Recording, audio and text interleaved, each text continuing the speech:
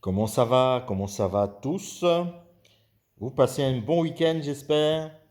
Je vais vous parler de l'entreprise, de la croissance de l'entreprise. Avant de commencer le sujet, abonnez-vous à la chaîne si vous n'êtes pas encore abonné. Activez la cloche de notification. N'hésitez pas à commenter, à partager, à liker. Lorsqu'une entreprise se développe, une entreprise peut mourir à un certain niveau. C'est-à-dire qu'une entreprise déjà passe par certaines phases. Ceux qui ont fait un peu de commerce, un peu d'économie, un peu de gestion savent qu'il y a la phase de croissance, il y a une phase d'explosion, de maturation, et après il y a une phase de déclin. Et la plupart des entreprises passent par ces phases. Mais certaines entreprises n'arrivent même pas à la deuxième phase, n'arrivent même pas à la troisième phase, n'arrivent même pas, bref, n'arrivent même pas à un certain niveau. On dit souvent que 80% des entreprises, de manière générale, meurent avant les 3 ans d'existence. Et c'est un phénomène qui est vrai. Comment faire en sorte que son entreprise puisse survivre et puisse même nous survivre après? Bon, ce que les entreprises font en général lorsqu'elles elles passent par ces différentes phases, les phases du cycle de vie du produit, ce qu'on appelle les cycles de vie du produit, euh, c'est que justement, elles essayent de prolonger ces cycles de vie. Lorsque Coca-Cola va se développer, Coca-Cola va arriver à un moment, à un niveau où la plupart des gens connaissent le Coca-Cola, les gens sont un peu dans la vibe, et il faut pouvoir innover pour continuer à garder l'intérêt du consommateur. C'est pour ça que le Coca-Cola Group va sortir le Coca Light, et après va sortir le Coca Zéro, et après va également sortir d'autres types de produits comme Sprite. Bon, leurs histoires sont un peu différentes, mais bon, vous comprenez l'idée. Sprite, Fanta, Schweppes, etc. Ils vont sortir aussi des Coca Green, tout type de produits pour s'adapter à une différente cible et pour essayer de redynamiser un peu les produits dans son portefeuille. Certaines entreprises vont essayer, par exemple, de changer le packaging, de faire certaines améliorations. Je le vois beaucoup avec certaines marques il y a beaucoup de marques agroalimentaires comme ça. C'est-à-dire que dès qu'elles arrivent à un certain niveau, elles estiment que, bon, pour pouvoir être redynamisées un peu dans les rayons, par moment, il faut un peu changer l'image de l'entreprise, pas forcément changer le logo. Ça arrive d'avoir un rebranding, c'est-à-dire changer le concept, la marque, l'identité visuelle d'une marque, mais à faire des petites améliorations justement dans le packaging, des petites améliorations dans la forme du produit, dans le format du produit, permettent justement aux consommateurs de sentir qu'il y a du neuf, de sentir qu'il y a du nouveau et de garder justement l'intérêt du consommateur initial et d'attirer de nouveaux consommateurs en rajeunissant peut-être l'image de marque, la façon dont le produit est présenté par exemple en rayon dans la grande distribution. Donc, ce sont quelques moyens comme ça qui permettent justement de redynamiser sa marque, de redynamiser l'image et de continuer à développer son entreprise. Voilà. Parce que si vous restez sur les mêmes schémas, aujourd'hui, on est dans un monde qui évolue très, très vite. On est dans un monde où ça va très vite, les gens zappent rapidement. Vous voyez que YouTube, il y a les shorts, il y a TikTok, il y a Instagram, les réels. Les gens consomment les choses très rapidement. Même pour la musique, moi qui fais aussi de la musique, les gens consomment rapidement. Les gens ne veulent plus des morceaux qui font 7 minutes, 5 minutes. Non, non, non, non, non, non. Un morceau qui fait 2 minutes, 2 minutes et demie, c'est bon. Voilà, donc c'est la même chose également, la façon dont les gens consomment. Et forcément, votre public que vous aviez quand vous démarriez, par exemple, nous, Madeline Casalis Group, nous avons démarré en 2012, ça fait 10 ans, dans quelques semaines. La personne qui avait 10 ans en 2012, aujourd'hui a 20 ans. Et cette personne ne réfléchit pas pareil. Il y a un glissement également de la population, des gens qui vont consommer vos produits et services. Il faut pouvoir s'adapter à cette population. Il faut pouvoir aussi s'adapter au mode de communication utilisé par la population qui va consommer vos produits ou vos services. Donc faites attention à ça. Il y a des gens, il y a des marques qui elles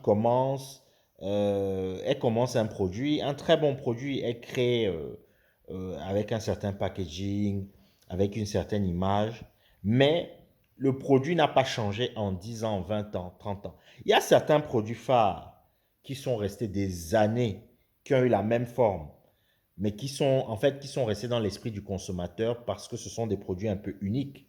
On va par exemple parler de l'arôme magie, la mayonnaise Calvé. Il y a certains produits, ça fait partie de leur identité de rester un peu pareil parce que ce sont des produits qui ont réussi à se démarquer et on va dire à créer le buzz à une certaine époque, à se démarquer. Et c'est cette identité aussi qui fait partie réellement de l'histoire et de la vie de l'entreprise.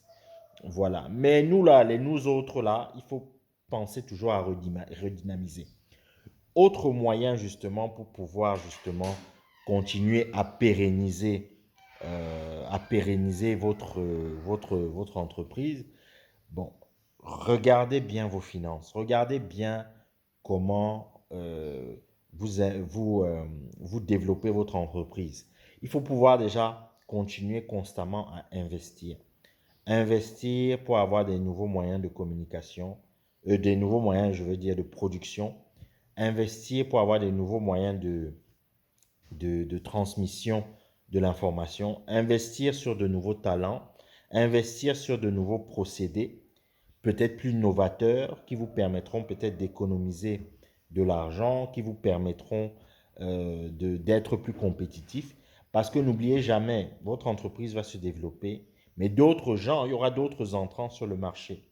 D'autres gens qui vont venir, qui seront plus jeunes, qui seront plus dynamiques, qui vont apporter peut-être de la fraîcheur, qui vont apporter des idées novatrices et qui peuvent vous tuer à tout moment. Donc, il faut toujours garder les yeux ouverts. Ne restez pas campé uniquement sur vos propres principes et paradigmes. Il y a des entreprises très installées qui ont eu à disparaître d'un coup parce qu'ils n'ont pas vu certaines choses et ils ont péché d'orgueil. Des entreprises comme Kodak, euh, les pellicules photo, les appareils photo, des entreprises comme RIM, ceux qui font BlackBerry, des entreprises, enfin sur certains segments, hein, sur le segment des smartphones, des entreprises comme Nokia. Il y a plein d'entreprises comme ça, bon, qui existent toujours, mais ce que je veux dire, qui n'ont plus la place qu'elles avaient il y a 20, 30 ans. Donc, apprenez justement à garder les yeux ouverts, à former vos équipes, à vous former vous-même pour savoir comment, comment l'entreprise, comment les modes de gestion dans votre secteur évoluent. Donc, ne restez pas campé sur vos positions. Ne vous dites pas que, ah, moi, je sais faire tel truc, je vais le faire pendant 50 ans. Non. Aucune entreprise ne survit sans innovation, sans apporter des améliorations, sans changer sa façon justement de gérer son organisation. L'autre chose, c'est que justement, investir vous permet justement, quand vous avez la possibilité, investir vous permet de renouveler vos outils de production. Investir vous permet de renouveler vos connaissances. Investir vous permet de redynamiser justement vos effectifs, vos ressources humaines, etc. Mais il faut aussi, lorsque vous avez investi, lorsque vous réalisez des bénéfices, il faut pouvoir euh, les réinvestir. Surtout dans notre contexte, par exemple, africain, réinvestir ces bénéfices, c'est souvent capital parce que on n'a pas l'accès justement au capital aussi facilement que dans les pays européens, américains, etc. Et lorsqu'on a accès, par exemple, notamment à la dette, euh, le coût de la dette est extrêmement cher. Donc, beaucoup de gens n'ont pas l'habitude justement euh, de recevoir justement ce type de revenus, d'avoir de la dette à un prix abordable. Lorsque vous n'avez pas de la dette justement à un prix abordable, ça fait que ça pèse sur votre compte d'exploitation. Ça pèse beaucoup justement sur vos comptes. Donc il faut pouvoir, lorsque justement une entreprise se développe, apprenez à réinvestir, apprenez à mettre du report à nouveau. Gardez d'abord tout ce qui est dividende au début. C'est-à-dire apprenez à réinvestir, réinvestir, réinvestir. Ça vous permet justement de garder ce dynamisme. Ce qui arrive souvent, c'est que justement, les gens, dès qu'il y a les premiers bénéfices, essayent immédiatement de manger ces bénéfices. Ils n'investissent pas dans leurs services, n'investissent pas dans leurs outils de production, n'investissent pas dans leurs services après-vente. Et, et à un moment, les consommateurs se lassent, les consommateurs finissent par abandonner la marque et la marque finit par mourir.